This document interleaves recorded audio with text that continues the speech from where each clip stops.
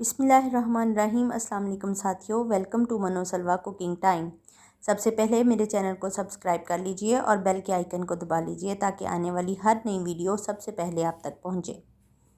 आज मैं बना रही हूँ ज़बरदस्त सी झटपट तैयार होने वाली फ्रूट चाट। तो चलिए स्टार्ट करते हैं। सेब है मेरे पास, शामिल कर देंगे। अमरूद हैं, शामिल कर देंगे। केले हैं, शामिल कर देंगे।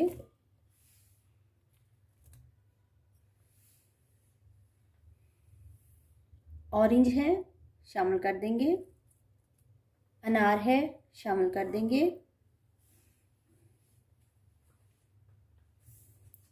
दो ऑरेंज का जूस है, फ्रेश मैंने निकाला है, ये भी शामिल कर देंगे।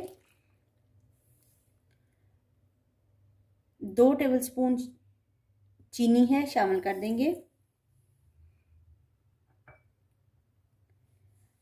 चाट मसाला है 1 टीस्पून, शामिल कर देंगे।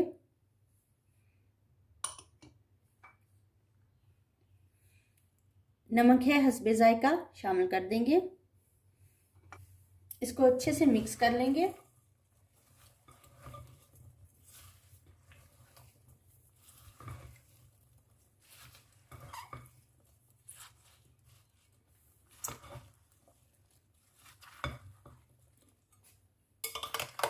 ज़बरदस्त फ्रूट चाट हमारी तैयार है। अब हम इसको सर्व करते हैं।